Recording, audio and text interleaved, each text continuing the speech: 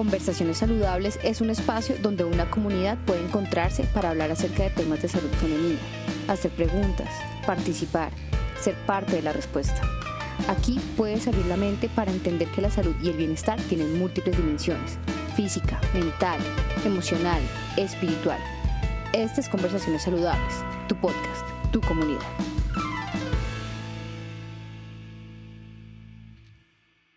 Hola a todos, esto es Conversaciones Saludables, tu podcast, tu comunidad. Yo soy Andrea Plazas, ginecóloga, obstetra, apasionada por todos los temas que tengan que ver con mejorar nuestra forma de vivir, estar más tranquilos, estar en armonía con nosotros mismos y pasarla más bueno en esta vida y vivir bonito.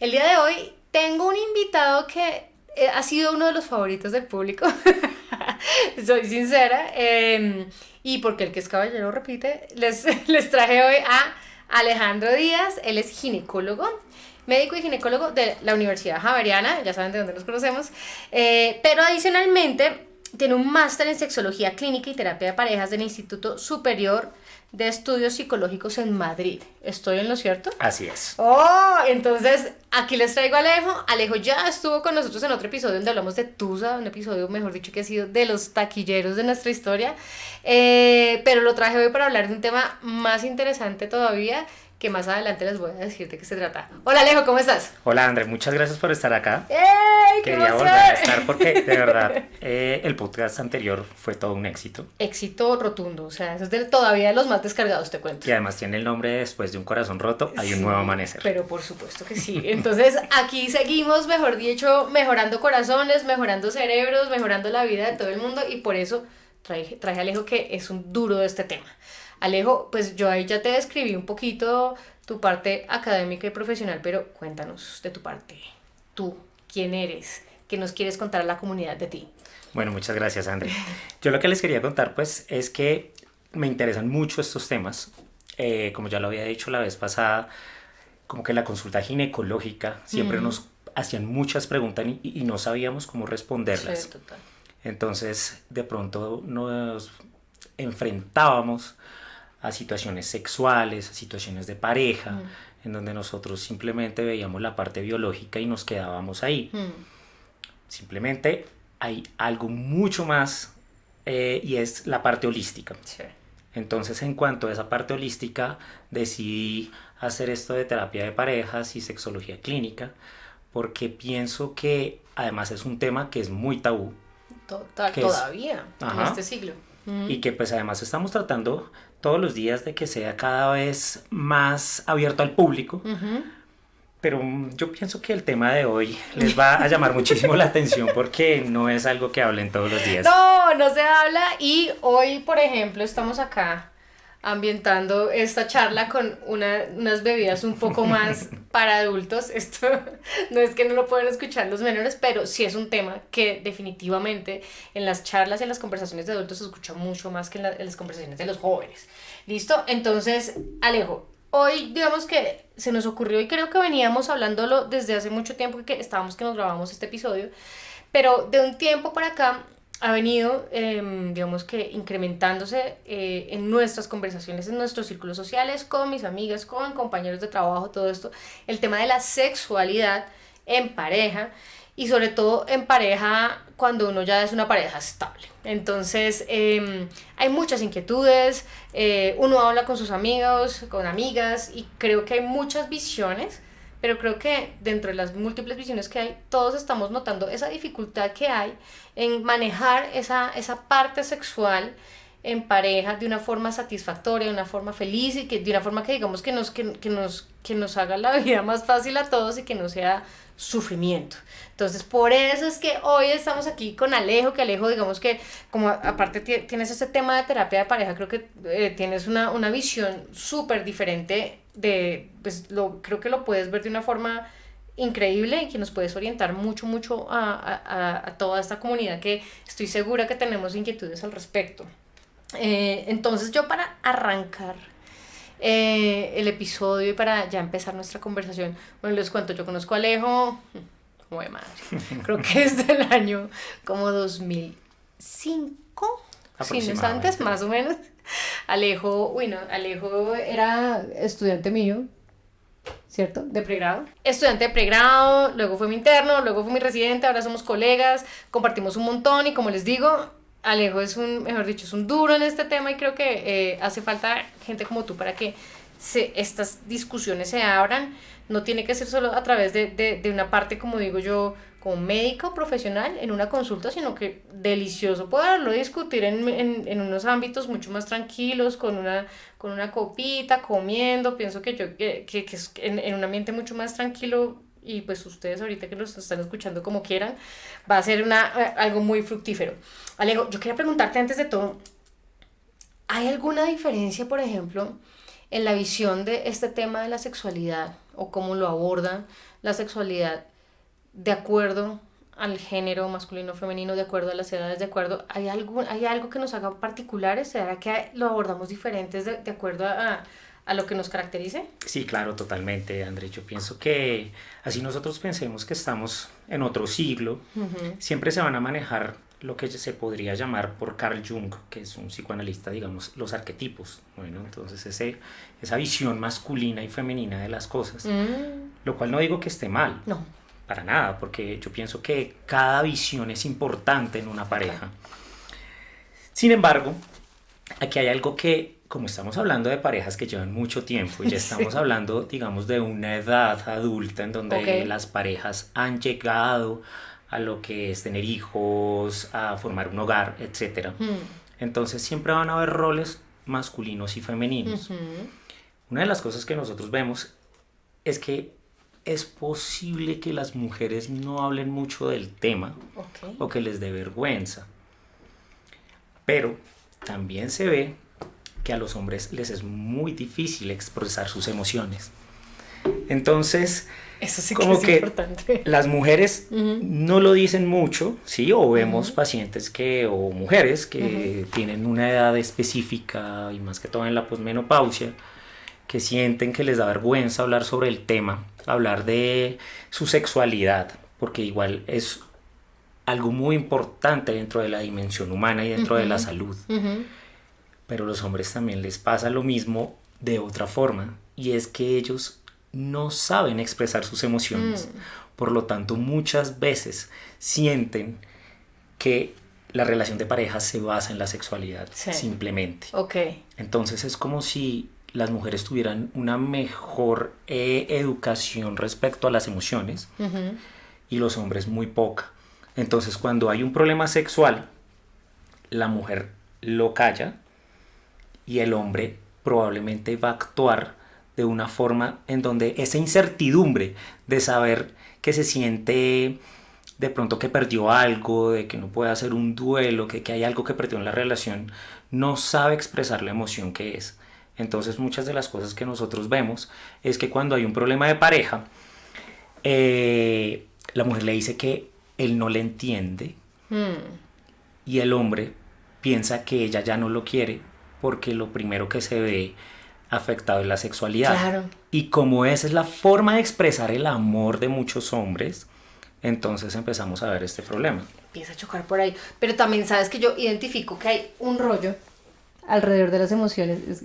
Muchos tienen problemas para, tú dices, como mencionarlas, sacarlas, expresarlas, pero también hay, incluso un poco más atrás, un problema en identificarlas. Es como, siento algo, es malestar, no sé qué es, no sé si es tristeza, rabia, no sé si es frustración, o sea, arranca desde allá todo lo mal, digamos, yo pienso que no tenemos esa educación emocional ni somos tan hábiles a nivel emocional. Entonces, si no la identificas ni siquiera, pues ¿cómo lo vas a expresar? Además, sí, eso tiene que ver con las emociones secundarias. Sí. Porque recordemos que nosotros podemos expresar emociones que muchas veces son secundarias, que tienen que ver con rabia, con frustración, con esa sensación que tienes aquí algo y generalmente se manifiesta en peleas. Sí. Pero en el fondo es que el uno le hace falta al otro. Entonces, esa emoción primaria, wow, que no alcanza la pareja a encontrar, para eso, digamos, están estos videos, para en donde las personas puedan encontrar un lugar de educación y donde empiecen a ver, bueno, listo, de pronto lo que yo estoy aquí es teniendo una emoción secundaria y no he encontrado la emoción primaria. Y muchas veces eso tiene que ver con la sexualidad, porque es normal a veces que las personas piensen que a medida que una relación se vuelve más larga, es normal que la sexualidad se acabe. Y eso no es así. ¿Cómo así? O sea, que yo ya iba a llegar para allá, pero es que me gusta que lo abordemos de una vez. Y es bueno, entonces tenemos como hay cosas que como van evolucionando las relaciones. También tiene que ver como la madurez de la relación, la madurez, uno va creciendo aparte de todo en una relación. Y entonces a mí sí me gustaría hablar de cómo va mutando, cómo se va transformando esa relación, que creo que también tiene que ver con aspectos biológicos, totalmente. Sí, total. Entonces, una de las cosas que tiene que ver con los aspectos biológicos es que, por ejemplo, y vamos a hablar de las personas y de las mujeres que llegan a la etapa menopáusica, pues ellas van a tener un cambio biológico muy importante respecto a la parte hormonal.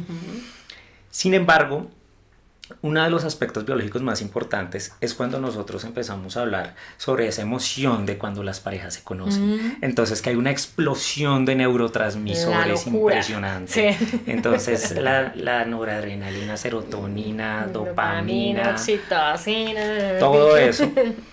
Y a medida que va pasando el tiempo, nos hemos dado cuenta pues que tiende más o menos a perderse un 25%.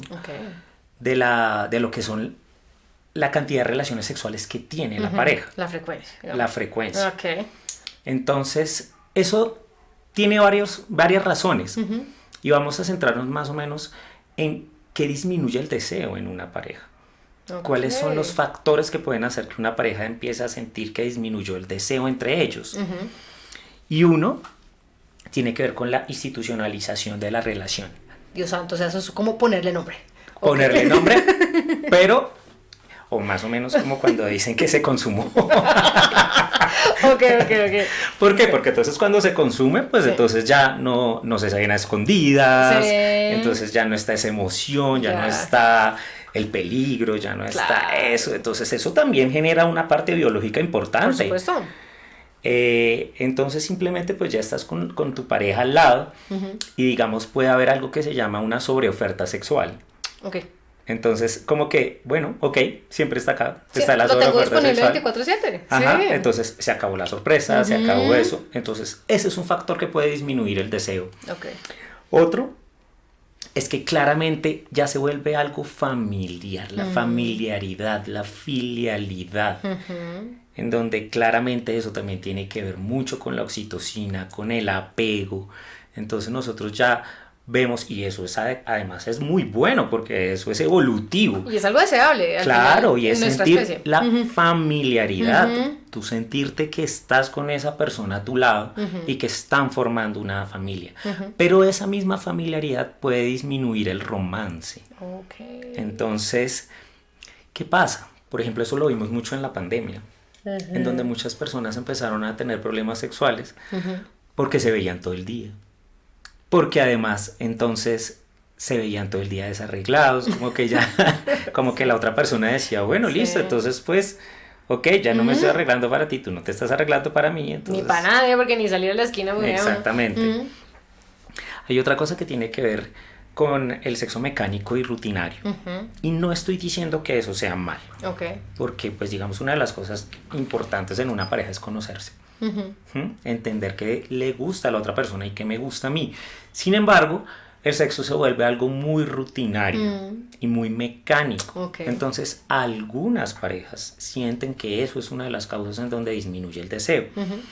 Y hay algo que me parece que es fundamental y es la desexualización de los roles.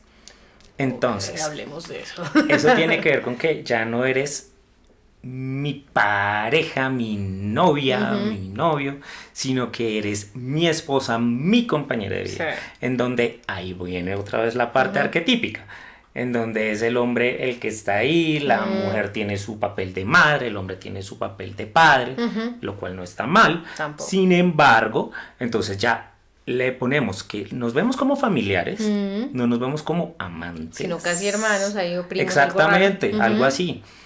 Entonces, esa desexualización de los roles y tener múltiples obligaciones en el hogar hacen que las obligaciones en el hogar desplacen la parte romántica y pasional que tiene una pareja. Madre, o sea, ni hablar de los que tienen hijos y todo esto. Cuando empiezan a tener hijos, ¡Fua! entonces puede haber un pico de eso. Total. Y pues digamos, eso también nosotros lo vemos en las pacientes que están embarazadas, en el posparto, ¿sí? Mira, yo quiero hablar de eso porque tú eres un duro, aparte de todo en eso. Y en el embarazo, poco a poco hablamos de eso. En el Pues embarazo sí. y posparto, poco a poco hablamos de eso. Y esta es una dimensión humana tan importante que yo creo que hay que ponerle resaltador y todo, porque la mamá se volvió mamá. Ella misma se autopercibe como mamá. Esa parte sexual yo creo que por allá queda en un rinconcito olvidada y todo eso. ¿Cómo se maneja eso? O sea, hablemos de eso en el embarazo y en el puerperio. Bueno, la sexualidad en el embarazo es algo muy importante de lo cual casi nadie habla. No, nadie habla. Entonces, se puede ver de varias formas, pero voy a hablar del Sí. aspecto netamente sexual. Ok. Bueno, porque pues claramente aquí vamos a hablar de muchas cosas, pero una de las cosas que se ve es que en el primer trimestre del embarazo y en el último trimestre del embarazo son los picos en donde las parejas menos tienen actividad sexual. Ok. En el segundo trimestre hay Eso algo de mejora. actividad Ok. sexual que mejora. Sí. El primer trimestre disminuye la actividad sexual, no el deseo, la actividad actividad. sexual Ok. por el estarse enfrentando a algo nuevo. Nos estamos qué enfrentando. sustico, ¿ah? Claro, Sí. entonces, ¿será que le voy a hacer daño? Sí. ¿Será que yo me voy a hacer daño además? Sí. Pero recordemos que en el primer trimestre del embarazo hay unos cambios fisiológicos que tienen que ver con el aumento en la vascularización de la región genital femenina, en donde muchas mujeres pueden experimentar un aumento del deseo y un aumento de sensaciones. Ok. Entonces, hay muchas mujeres que dicen que pueden disfrutar más del sexo. Ujú. Claramente también puede haber el punto en donde la mujer se sienta un poco más sensible y también puede llegar a tener algo de dolor. Claro. Entonces lo importante es tener una comunicación y poder llegar a hacer unos acuerdos respecto a esa sexualidad. Fantástico. Ya después, cuando están medio acostumbrados en el segundo trimestre, pues bueno, entonces ahí mejora la actividad Ahí se sexual. suelta el freno. Sí. Y ya después de eso, pues entonces imagínense que ya realmente, Con la pancita. Sí, y con exacto. y con todas las cosas. ya en el contracciones tercer falsas. trimestre, otra vez vuelve a caer. Claro. Y ni hablar del puerperio, No. porque entonces ya estamos hablando otra institucionalización del rol, y es ser mamá, ser papá. Pero eso no quiere decir, y eso es muy importante, que no exista la sexualidad en el embarazo. Es más, es muy importante la sexualidad en el embarazo, pero hay algunas contraindicaciones. Claramente, pues las contraindicaciones en el primer trimestre son los sangrados, las amenazas de Por aborto. supuesto. En el segundo y el tercer trimestre tiene que ver con las amenazas de parto pretérmino, las hemorragias del tercer trimestre, Por etcétera. supuesto. Y yo creo que es importante decir que muchas veces las personas y nosotros en algún punto hemos llegado a pensar que la sexualidad es solo genitalidad. Y la sexualidad va mucho más allá que Porfa, eso. porfa. Es que esa era el siguiente, eso es lo siguiente que yo quería hablar, y es que uno está acostumbrado que cuando le hablan de sexualidad uno simplemente está hablando de genitales, algunos toques, relación sexual, coito, fin. Pero yo quiero que le demos la dimensión que tiene la sexualidad en todo lo que es dimensión humana y de pareja. Claro, y eso lo estábamos hablando ahorita antes del podcast, porque estábamos hablando acerca de cómo es la respuesta sexual humana. Sí. Entonces, claro, la genitalidad es súper importante porque uno de los primeros modelos que se habló en el siglo XX, y además en el siglo XX fue que empezamos a hablar sobre la respuesta sexual humana. Tan tarde, o sea, eso fue hace ayer. Correcto, y fue en la segunda mitad del siglo Sí, XX. no. Nosotros hablábamos que la respuesta sexual humana tiene excitación, meseta, orgasmo, resolución. Sí, Es como si fuese así una línea. sí. Un continuo. Entonces uno decía, pues no, entonces pregunta, bueno, ¿qué es la meseta? No, pues la meseta es el coito, ¿sí? Entonces estamos hablando simplemente de relaciones penetrativas. Sí. Ahora, hicieron unos estudios en donde habían otros modelos, y hay un modelo que es un modelo cíclico, que cuando hacen el estudio, la mayoría de mujeres se siente más identificada con ese modelo cíclico. Ok, o sea, no es algo lineal como tú nos lo vienes pintando que lo habíamos pensado todo el tiempo. Para nada. Y ahí va la parte de por qué la sexualidad es mucho más que penetración. En ese modelo cíclico, digamos, se le pone una importancia a todo. No estamos diciendo que todo tenga que ir en un orden específico, sino que nos podemos agarrar de cualquiera y agarrar nuestro propio camino. Entonces, entre ese modelo cíclico está el estímulo sexual, que no solo es físico, porque es que el estímulo sexual es un mensaje, un emoticón, una palabra, el emoticón de la carita así, la berenjenita. la berenjena, la excitación subjetiva, Sí. ¿correcto? Entonces hay muchas cosas que a las personas las excitan, que puede ser que te traten diferente. Entonces puede pasar que llega y tú puedes haber tenido muchas relaciones, puedes pasar los 40 años, digamos, ya está como en nuestra generación y decir, oye, pero esta es la primera vez que me pasa eso contigo. Sí, sí. Entonces es que no es que de pronto no te hayan tocado igual, es que de pronto nadie te trató igual. Wow. O nadie estuvo pendiente de ti o te escuchó, ¿sí? De esta forma. O se preocupó por ti. Y eso también para las mujeres y para los hombres, porque los hombres también tienen emociones. Total. ¿Cómo reacciono yo al deseo? Entonces, es como yo aprendo poco a poco a reaccionar a ese deseo. Entonces, por ejemplo, y es que estamos hablando todavía del modelo cíclico, de cómo es la respuesta sexual humana. Entonces es como tú aprender a tener una comunicación asertiva con la otra persona. Bueno, entonces quitarnos ese modelo antiguo de es que se tiene que hacerla difícil, porque es que así no son las mujeres, y es que si usted no es la difícil... No, eso nos tiene fregadas. Entonces, eso no está bien. Porque entonces, ¿qué pasa cuando tú quieres, a ti te gusta la persona y tú ves que él es tímido? Y entonces el tímido y tú haciéndote lo difícil, pues bueno, exacto. Hasta ahí llegaron. Entonces, una de las cosas importantes que se tiene que hacer en pareja es guiar al otro. Ok. Bueno, porque entonces, imagínate, tú, y eso es bueno, porque pues nosotros ya estamos en otra generación donde la mayoría de personas ya tienen un conocimiento acerca de qué les gusta. Sí. Pero si tú no lo expresas, ¿cómo vas a esperar que el otro lo adivine? Es imposible. Es imposible. No. Entonces, digamos, ahí se pueden llegar a hacer acuerdos. El bienestar. Eso también es una parte importante en ese ámbito de excitación, meseta, orgasmo. Y es esa sensación de bienestar de me siento protegido, ¿sí? Me siento seguro. ¿Sí? Confío en ti. Sé que no me vas a hacer daño, tanto emocional como físicamente, claramente. Sí, que tú estés en un lugar donde tú te sientas segura, porque ya no es esa situación en donde es la primera relación sexual bajo el efecto de drogas por allá en un parqueadero, porque ahora te graban y tú te sales en YouTube. Antes nosotros la sacábamos barata. Sí que la sacamos barata. O sea, lo único que nos veía pronto era un vigilante y uno salía corriendo. Pero ahora ya no se puede hacer eso. No, ya no, es otro precio. Entonces esa sensación de bienestar es importante en la respuesta sexual humana. Y pienso que esto es muy importante y tiene que ver con lo que vamos a dejar después como mensaje, y son las razones para la sexualidad. Wow. Entonces, ¿yo qué razones tengo para tener una relación sexual? Y es que solo el deseo, ¿qué tal que lo pierdas? Es que el deseo sexual hipoactivo es muy frecuente. Total. Entonces yo lo que tengo que hacer es un trabajo cognitivo en donde yo empiezo a buscar cuáles son las razones.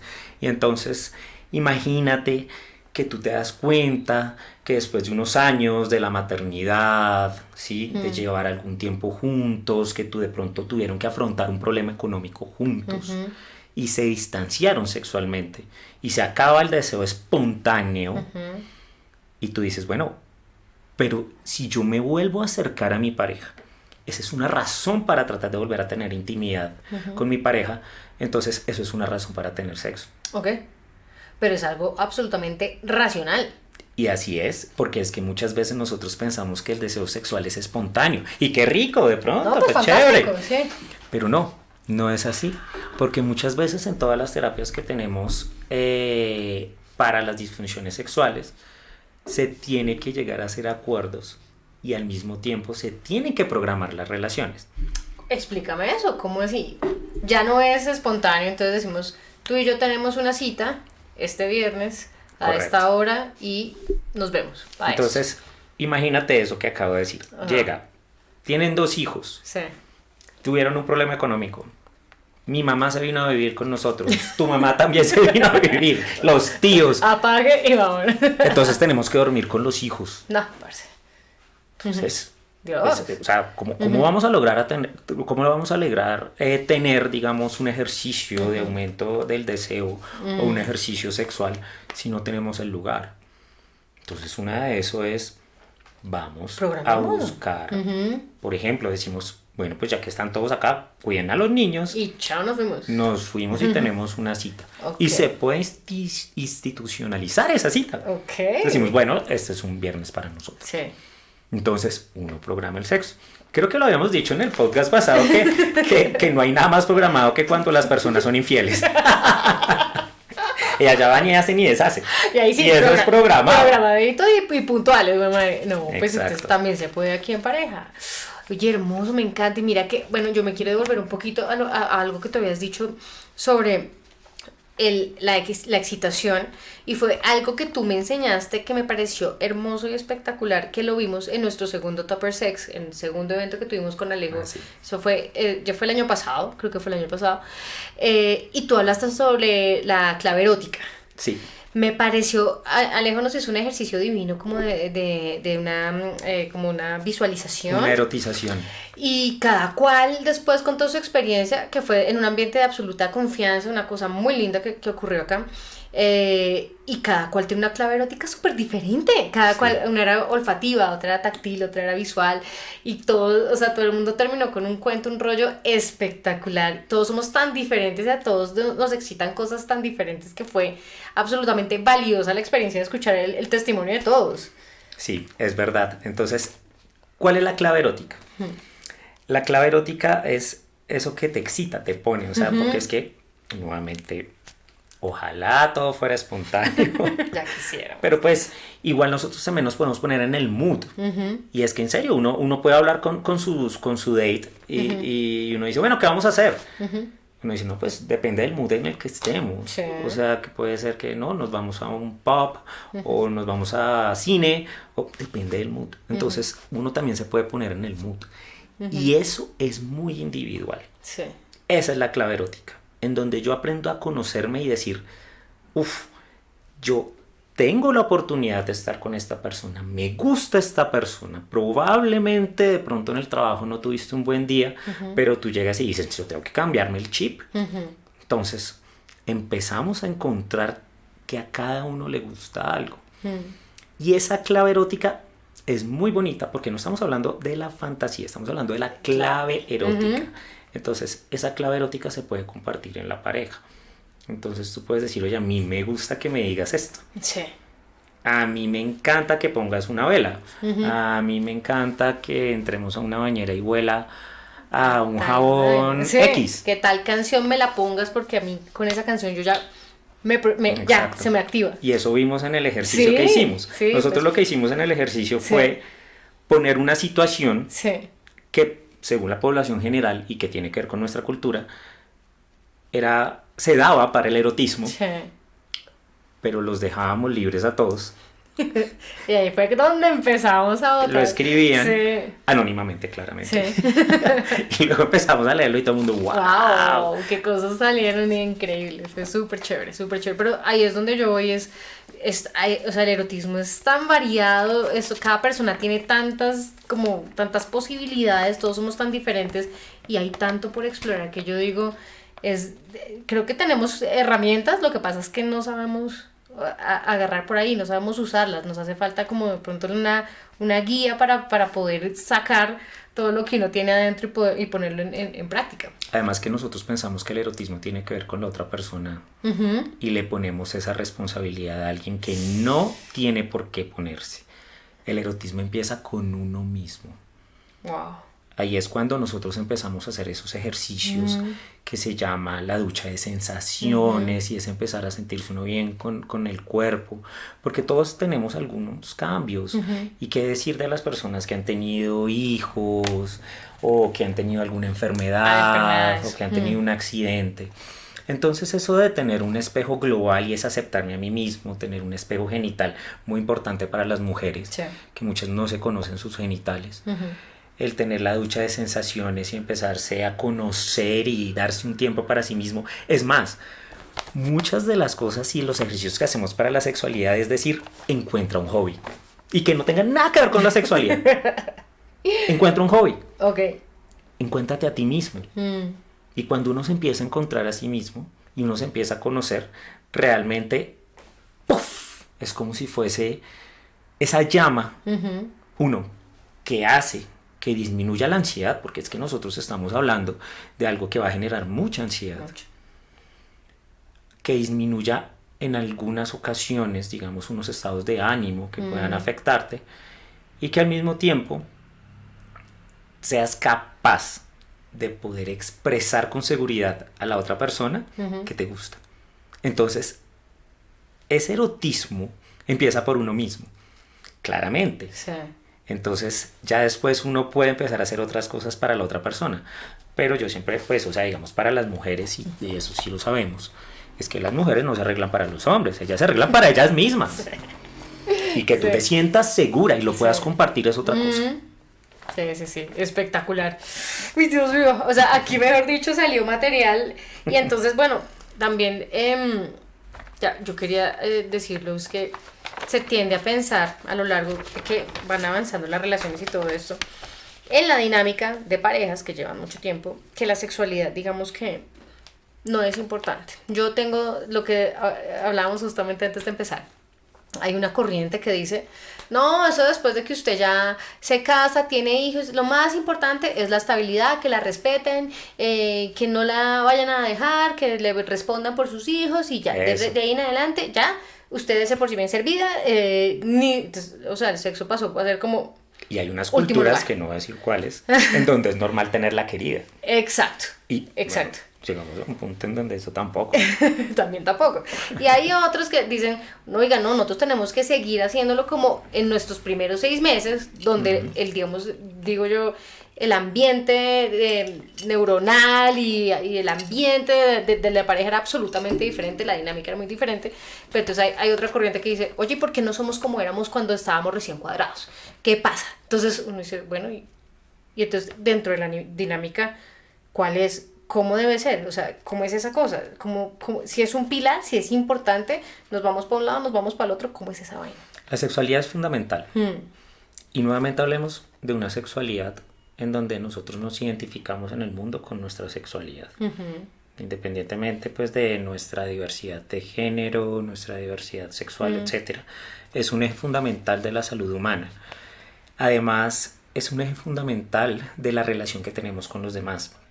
Porque mira que en muchas culturas la sexualidad es ese compartir la energía, donde tú compartes esa energía del universo con la otra persona. Entonces, los chakras, ese camino, a veces cuando nosotros vemos, por ejemplo, algunas representaciones de dos serpientes subiendo, eso puede ser esa energía sexual que yo estoy compartiendo con la otra persona. Y mira que es muy importante, no solo cuando pasa el tiempo, sino que me estaba acordando cuando una vez hice una charla acerca de cómo tener una buena primera cita, o cómo empezar a hablar en una red de Bumble, Tinder, etc. Claro, que es ahorita el día a día de todos. Exacto, pues para los que somos solteros, entonces... Ojo, soltero. Entonces... muchas veces tú le preguntas a la otra persona, bueno, ¿y tú qué piensas? ¿Qué te gusta de una persona? Bla, bla, bla, bla, bla. Y no sé si es que es verdad o no, o es que nosotros a veces nos lo hacemos creer, y no estoy hablando que sea solo de mujeres u hombres, o sea, eso es indiferente. Y dicen, es que para mí la parte física no es tan importante, y el sexo no es tan importante, lo importante es esa parte interna. No, mira... 50-50, poquito, o sea, es que tú también tienes que tener, o sea, primero, a ver, estamos hablando de que le diste like a una foto, ¿sí? Entonces, claramente es importante lo que tú ves. Ujú. Y como no va a ser importante que ese se vuelva tu objeto de deseo. No de fantasía, porque las fantasías pueden ir a donde sea. Bueno, pero entonces el sexo es muy importante. Sí. Porque además nosotros empezamos a desexualizar a algún tipo de personas. Total. O sea, Total. uno desexualizó a sus padres. Pues Sí, porque, por favor. bueno, igual nos ponemos a pensar y es medio raro. Un poquito raro. Pero desexualizamos a los abuelos. Sí, entonces nosotros, Sí. o sea, tú puedes ver, por ejemplo, a tu tía, abuela, que a los 60, 70 está viuda, y como que, bueno, pues ella no le hace falta. Ja. Y no es así. Entonces, la sexualidad siempre va a ser importante. Y nuevamente, no tiene que ver con la penetración solamente, sino es cómo expresas de pronto esa es una forma de cariño. Y recuerda que en uno de los 5 lenguajes del amor está el contacto físico. Sí. Sí. Total. Bueno, de esa no hemos hablado, ¿no? Pues eso es ya para otro episodio. Sí. Ah, no, genial. Y entonces, bueno, ¿cómo hacemos para mantener ese pilar, que tú ya lo has dicho, que es básico, que es importante, que sí va a cambiar con el paso del tiempo, pero no tenemos que echarlo al último rincón de las prioridades? Entonces, ¿cómo se hace para tener ese balance? ¿Cómo se hace para que sí siga siendo un pilar a pesar de que pasen los años y vengan los hijos y vengan las quiebras y vengan las pandemias y podamos seguir adelante con esto? Bueno, entonces digamos aquí vamos a citar a una autora que se llama Esther Perel, en donde ella habla de Made in Captivity, que es un libro, Sí. que vamos a recoger algunas cosas de ese libro, bueno, que son muy importantes. Bueno, primero me puse a mirar cómo traducirlo, y entonces dice apareamiento en cautiverio. Pero bueno, ya entendieron la idea. Lo importante. Ya saben de qué estamos hablando. Entonces ella habla de cómo tener un equilibrio entre la pasión y la seguridad. Sí. Entonces, estábamos hablando que fue muy chévere, en donde lo primero que ella dice es, bueno, ¿qué es lo que yo quiero en una pareja? Porque eso nos pasa mucho en nuestra edad. Y es que uno dice, pues es que yo ya me volví un poco más exigente. A ver, no está mal uno ser exigente, pero es que a veces uno se pasa. Sí, ya es de chochera. Entonces, lo que la persona espera puede ser que encuentres una persona que sea apasionada, sexual, creativa, intelectual, que te dé consejos psicológicos, que cuide de los demás, que gestione el trabajo, o sea, como si fuese el Buda pero sexuado. O sea, es como... ¿Dónde está esa persona? O sea, Entonces, ¿dónde claro, existe? no existe. Entonces, no existe la persona perfecta. Por lo tanto, tenemos que encontrar como un equilibrio. Pero ese desequilibrio que nos da la pasión y la seguridad es lo que empieza a hacer que se caiga el deseo sexual y se caigan las relaciones en las parejas largas. Ok. Entonces, me explico. Entonces, por ejemplo, ¿qué da la pasión? La pasión la da lo desconocido, el riesgo, la sorpresa. Claro. Entonces, listo, el date. ¿Y qué da la estabilidad emocional? Pues que yo tengo una certeza de que esa persona está conmigo, de que yo me siento confiado de estar con esa persona, me siento seguro. ¿Estás seguro? Exacto. O sea, me da un confort. Pero esas dos cosas son antítesis. Claro. Entonces, como que lo erótico y lo lujurioso va en contra de ese confort que yo encontré. Exacto. ¿Sí? Entonces, claro, pues aquí estamos hablando del mundo real, no del mundo perfecto. Pero siempre pasa que entre el mundo real y lo perfecto se puede llegar a trabajar para hacer un acuerdo. Entonces, esa es una de las causas. Porque imagínate que aparte de eso, que nosotros empezamos a ver como esa zona de confort, y que todo el mundo habla de zonas de confort, donde dice, yo no me salgo de acá. Ah, claro, estás comodísimo ahí. Entonces, aquí en las parejas pasa que esa zona de confort te da seguridad a ti mismo respecto al concepto de relación, pero empieza a rayar con la parte de la sexualidad. ¿Sí? O sea, esa es una de las posibles causas. Sí. Entonces, ¿qué pasa? Que tú o niegas el problema y tú dices, pues sí, ya no estamos juntos, pero tenemos una pareja súper linda. Linda la casa, lindo los hijos. Ajá. O empezamos a tener otras cosas que puede que hasta ni siquiera lo digamos, y es, ¿será que ha dejado de quererme? ¿Será que hay otra tercera persona? ¿Será que esa chispa sexual que antes yo tenía con ella, ella se lo está expresando a alguien más? ¿O será que dejé de ser atractivo para mi pareja? Y las personas tienen miedo de decir. Claro. Entonces imagínate tú estar en esa zona de confort y llegaría a decir, voy a evitar un conflicto. ¿Mm? Entonces yo para evitar un conflicto no voy a decir nada.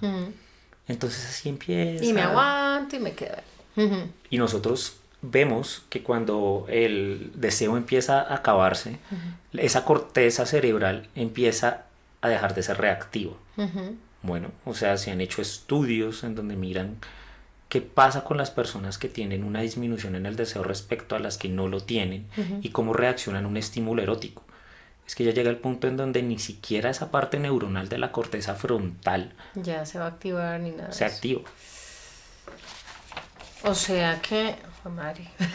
O sea, esto puede ser, digamos que si se va de largo plazo, se va de crónico y todo eso, sea mucho más difícil de manejar después. Claramente, y porque muchas veces cuando tú tienes una disfunción sexual, tienes una posibilidad de que haya un en espejo, o sea, que tu pareja se genere otra disfunción sexual en tu pareja, o que esa disfunción sexual que tú tengas se asocia a otras. Entonces empezamos en una declive. Y todo por negar un problema. Total. Todo por no escuchar conversaciones saludables. Me encanta la cuña. Ok, bueno, no. Primer paso, identificación del problema. Hablarlo. Y bueno, ¿qué otras cosas, digamos, dentro de esa dinámica de pareja a largo plazo, cómo más podemos encontrar ese tipo de, o sea, ese balance o desbalance que tú dices entre todas estas cosas? Bueno, una de las cosas muy importantes es alejarte. A ver, pero no estoy hablando de alejarme sentimentalmente. No. Sino de pronto darnos un espacio para autoconocernos. Entonces, digamos, llegamos y decimos, bueno, imagínate que hoy tú vas a hacer algo que a ti te guste, yo voy a hacer algo que me guste. O hay un ejercicio súper bonito y es, por ejemplo, decir, bueno, tú te vas con 100,000 pesos, yo me voy con 100,000 pesos. Un día, y nos vemos en la noche, nos alejamos y le traemos un detalle al otro. Entonces, de pronto en una pareja que de pronto puede ser que por la pandemia y todo, como ahora hay mucho trabajo en casa, que esté todo el día junto, que siempre salgan juntos, que con los hijos juntos, etc. Entonces, el que se vayan a un centro comercial separados para luego volver a verse, esa separación hace que haya como una chispa. Empezar a hacer un juego de roles. Empezar a explorar cosas nuevas es alejarse de la cotidianidad. El tener citas diferentes a las que no han tenido en mucho tiempo. Y aquí yo pienso que es muy importante también hablar sobre las expectativas no realistas. Bueno, sí, por favor. Porque nunca se va a lograr tener la misma sexualidad que se tuvo al inicio. Sí. Por varias razones. Uno, porque ya no somos las mismas personas. O sea, hemos crecido juntos. O sea, no empecemos a ver la parte negativa, sino hablemos en positivo. En positivo. Entonces, donde yo digo, tú no eres la mujer que yo conocí, pero de pronto eres mucho mejor mujer de la que he conocido. De acuerdo. Por lo tanto, entonces no vamos a tener la misma relación sexual que vamos a tener al inicio. Entonces, ¿por qué no me permito conocerte a ti como eres y aprovecharlo? Entonces, el objetivo no es llegar a ser lo que fue al principio, sino llegar a ser de pronto una nueva pareja. Porque si tú te quedas esperando a esa misma mujer que conociste hace 5 o 10 años, vas a darte cuenta que no estaba. Ya no estaba. Y en vez de verlo como algo negativo, deberías verlo algo como algo positivo. Como esa mujer que ha estado contigo, etcétera, etcétera. Uy, qué cosa tan loca. Y además tú me acabas de estallar el cerebro. Y es que, claro, uno añora muchas veces, es como, uy, pero cómo era de fácil antes. Mira cómo todo pasaba y, mejor dicho, fluía y todo esto. Claro, éramos dos personas absolutamente diferentes y sin ningún tipo de, primero, atadura, ningún tipo tampoco ¿cómo digo yo? Como de formalización de los roles ni de nada. estábamos a la loca y pues funcionaba porque teníamos esa incertidumbre, la locura, todo funcionaba bien. Y a la medida en que uno está más cómodo, es más rico, pero también se pierde. Claro, o sea, tú ya no puedes El volver efecto sorpresa. volver a tener una relación en Compostela en un carro. Uno, porque no existe Compostela. Más ahí, yo iba a decir más ahí. En más ahí, uy, eso sí es mucho más antiguo.